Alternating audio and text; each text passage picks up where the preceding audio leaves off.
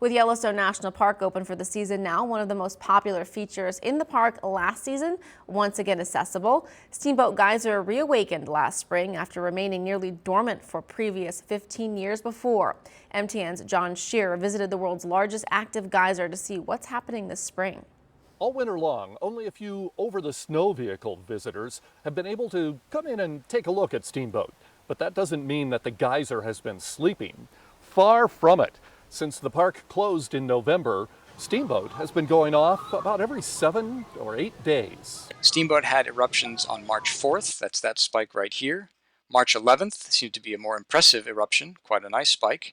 March 17th, another good spike. And finally this one right here on March 25th. After that, Steamboat waited 14 days before going off again. That was its longest break since last August. Park rangers tell us lots of people plan to make Steamboat their first stop in the park this season. Yes, I've seen it, but just as it is now. Just like teasing. In 2018, Steamboat had 32 major eruptions, the most since records have been kept. There are 12 eruptions so far this year. If Steamboat keeps that rate up, it would blow by last year's record with 44 major eruptions for 2019. But geologists are quick to note that Steamboat is totally unpredictable and could stop at any time.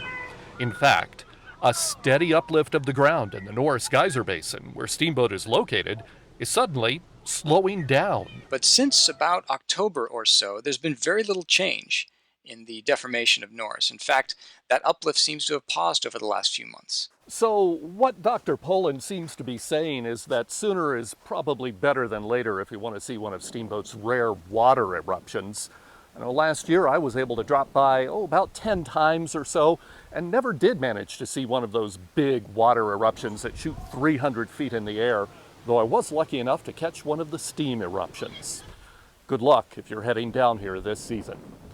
At Steamboat Geyser in Yellowstone National Park, I'm John Shearer for MTN News.